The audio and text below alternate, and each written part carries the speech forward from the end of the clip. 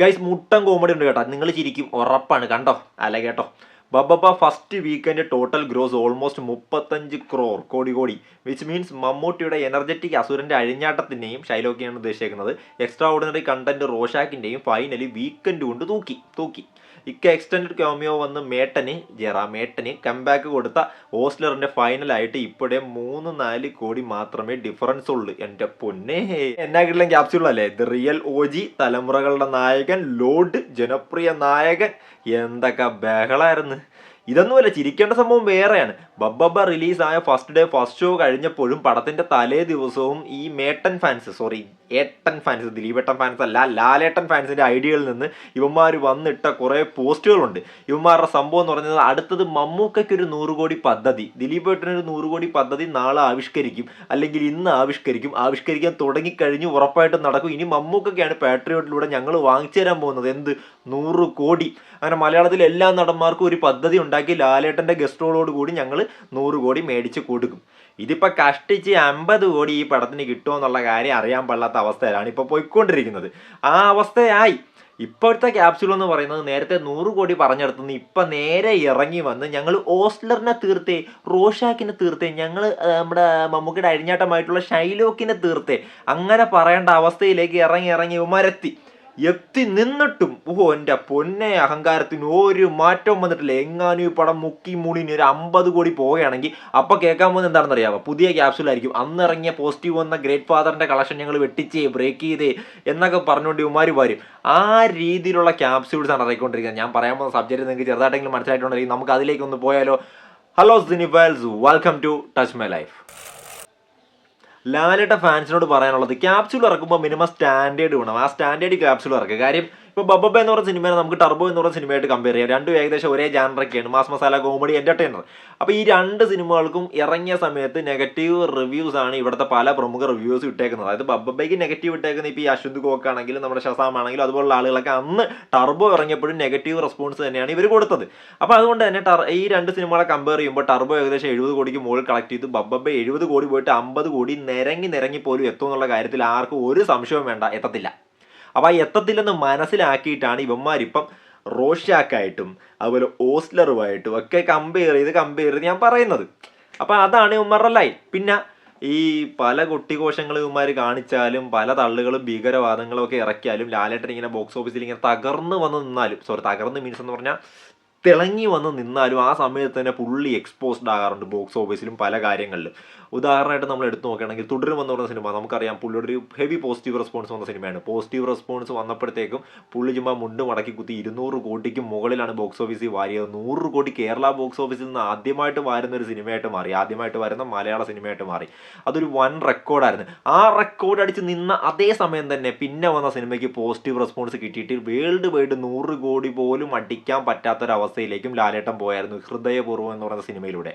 അപ്പം അതായത് തിളങ്ങി നിൽക്കുമ്പോഴും അറ്റ് ദ ടൈം തന്നെ പുള്ളിയുടെ സ്റ്റാർഡം ഭയങ്കരമായിട്ട് എക്സ്പോസ്ഡ് ആവുന്നുണ്ട്. അത് എന്തുകൊണ്ടാണെന്നത് കൃത്യമായിട്ട് എനിക്ക് മനസ്സിലാകുന്നില്ല. അപ്പോൾ തുടരും പോലെ എക്സ്ട്രാ ഓർഡിനറി പോസിറ്റീവ് ഒന്നും അല്ല ഹൃദയപൂർവ്വം. ഇവന്മാർ പറയുന്നത് ലാലേട്ടൻ പടത്തിന് പോസിറ്റീവ് റെസ്പോൺസ് വന്നു കഴിഞ്ഞാൽ ഇതാണെന്നാണ് ബ്ലാസ്റ്റ്.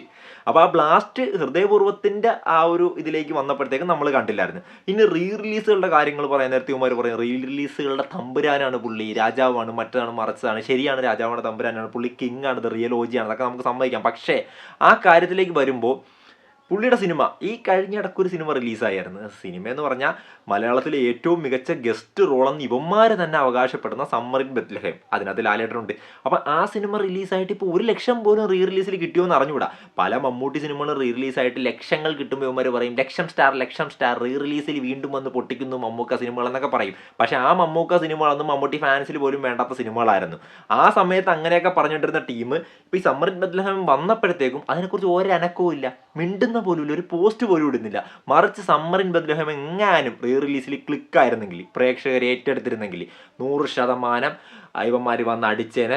വീണ്ടും ലാലേട്ടൻ്റെ ഗസ്റ്റ് റോൾ തരംഗമാവുന്നു പണ്ടത്തെ പോലെ എന്നൊക്കെ വന്ന് പറഞ്ഞേനെ. അക്കാര്യത്തിൽ ഒരു സംശയം വേണ്ട, ആ ക്രെഡിറ്റ് എടുക്കാനായിട്ട് വന്നേനെ. ബബ്ബയുടെ കേസിലും എനിക്ക് അത് തന്നെ പറയാനുള്ളൂ. ഈ സിനിമ എങ്ങാനും 100 കോടി അടിച്ചിരുന്നെങ്കിൽ, പോസിറ്റീവ് ആയിരുന്നെങ്കിൽ, ഇതിൻ്റെ ഒരു 80-90% ക്രെഡിറ്റ് ദിലീപിൻ്റെ കയ്യിൽ നിന്ന് വലിച്ചു പറിച്ചെടുത്തിട്ട് പോയേനെ അങ്ങോട്ട്. ഒരു സംശയവും വേണ്ട, എടുത്തിട്ട് പോകും. പക്ഷേ ഇത് പൊട്ടിപ്പോയപ്പോഴത്തേക്കും ഇപ്പോൾ 50 കോടി വരെ മുക്കുന്നു. സാധാരണ ലാലേട്ടൻ്റെ നെഗറ്റീവ് വന്ന പല ഹൈപ്പഡ് പടങ്ങളും 50 കോടി വാരിയിട്ടുണ്ട്, അല്ലെങ്കിൽ 50 കോടിക്ക് അടുത്ത് വരെ വന്നിട്ടുണ്ട് ബോക്സ് ഓഫീസിൽ. ഇതിനെ എത്തിക്കാൻ പറ്റുന്നില്ല. അപ്പോൾ ഇതിന് കുറച്ച് കഴിയുമ്പോൾ ദിലീപിൻ്റെ പെടലിക്ക് അങ്ങ് വെച്ച് കൊടുത്തിട്ട് ഇതേ ലാലേട്ടൻ ഫാൻസ് സ്കിപ്പ് ആകുന്ന കാഴ്ചയും നമുക്ക് കാണാൻ പറ്റും. ഇനി വേറൊരു കാര്യം കൂടി, ഈ എക്സ്പോസ്ഡ് ആകുന്നതിനെ കുറിച്ച് പറയുന്നതിന് എനിക്കിപ്പം റീസെൻ്റ് ആയിട്ട് പറയാൻ പറ്റുന്ന കാര്യമാണ്. ഇപ്പോൾ ബബ്ബബ്ബ ഇറങ്ങുന്നതിന് 2 ദിവസം മുമ്പിലത്തെ ബുക്കിംഗ് എടുത്ത് നോക്കുകയാണെങ്കിൽ ഏകദേശം 16K വരെയൊക്കെ വന്ന് hourly pre sales book my ഷോയിൽ. അപ്പോൾ അതിൻ്റെ ക്രെഡിറ്റ് എടുക്കാനായിട്ട് റിയൽ OG ഫാൻസ് ഇങ്ങനെ ആരവം മുഴക്കി വന്നായിരുന്നു. അതേപോലെ ആ വന്നവരോട് എനിക്ക് പറയാനുള്ളത്, ഇന്ന് അതായത് 2 ദിവസം മുമ്പാണ് ലാലേട്ടൻ്റെ ഒരു പാൻ ഇന്ത്യൻ ഏതാണ്ട് കുറേ ഭാഷകളിലൊക്കെ റിലീസാകുന്ന പടത്തിൻ്റെ റിലീസിന് 2 ദിവസം മുമ്പാണ് ഇന്നത്തെ ദിവസം 25-ാം തീയതി റിലീസാണ്. ഏത് പടമാണ്? വൃഷഭ. പടത്തിൻ്റെ പേര് പോലും പല ലാലേട്ടൻ ഫാൻസിനും അറിയാൻ സാധ്യതയില്ല. പാൻ ഇന്ത്യൻ പടമാണ്, ആക്ഷൻ പടമാണ്, പീരിയോഡിക് പടമാണ്, സയൻസ് ഫിക്ഷനാണ്. അങ്ങനെ സയൻസ് ഫിക്ഷനാണെന്ന് എനിക്കറിയാൻ പാടില്ല, കയ്യിൽ നിന്ന് അറിയാണ്ട് വന്നതാണ്. ഏതാണ്ടൊക്കെയാണ് ആ പടം. അപ്പോൾ ആ പടം നിങ്ങൾ എത്ര പ്രീ സെയിൽസ് കൊടുക്കും? കുറഞ്ഞത് ഒരു 3K എങ്കിലും ഹവർലി പ്രീ സെയിൽസ് ആ പടം റിലീസാകുന്നതിന് മുമ്പിലത്തെ മണിക്കൂർ വരെ കൊടുക്കാൻ ലാലേട്ടൻ ഫാൻസിന് പറ്റുമോ? ഇതൊരു ചലഞ്ചാണ്, ഓപ്പൺ ചലഞ്ചാണ്. പറ്റുമോ? പറ്റത്തില്ല, നടക്കാൻ പോണില്ല. അതാണ് ലാലേട്ടൻ അറ്റ് എ ടൈം പീക്കിൽ നിൽക്കുമ്പോഴും എക്സ്പോസ്ഡ് ആയിക്കൊണ്ടിരിക്കും. മമ്മൂക്കനെ സംബന്ധിച്ച് മമ്മൂക്ക വലിയ ലാലേട്ടൻ്റെ അത്രയും വലിയ ബോക്സ് ഓഫീസ് OG ഒന്നും അല്ല, ഞാൻ സമ്മതിക്കുന്നത്. ആ OG അല്ലെങ്കിലും അങ്ങേർക്ക് ഒരു കൺസിസ്റ്റൻസി ഉണ്ട്. ഈ 80 കോടിക്ക് മേളിലേക്ക് പുള്ളിക്ക് കയറാൻ പറ്റില്ല, അതൊരു ശാപമാണ്, അത് വേറെ കാര്യം. പക്ഷേ എങ്കിലും പുള്ളിക്ക് ഒരു കൺസിസ്റ്റൻസി ഉണ്ട്. പുള്ളിയുടെ ചില ആവറേജ് റെസ്പോൺസ് വരുന്ന പടങ്ങൾക്കും ആണെങ്കിലും ഇത്ര ഒരു കളക്ഷൻ പുള്ളിക്ക് കയറ്റാൻ പറ്റും, അത് പുള്ളി കയറ്റും. അതുപോലെ തന്നെ പുള്ളിക്ക് ഒരു എന്താ പറയുക, ടർബോ പോലുള്ള റെസ്പോൺസിൽ ഒരു മാസ് പടം വന്നപ്പോൾ പുള്ളിക്ക് ആ ഒരു സംഭവം സെറ്റ് ചെയ്യാൻ പറ്റി.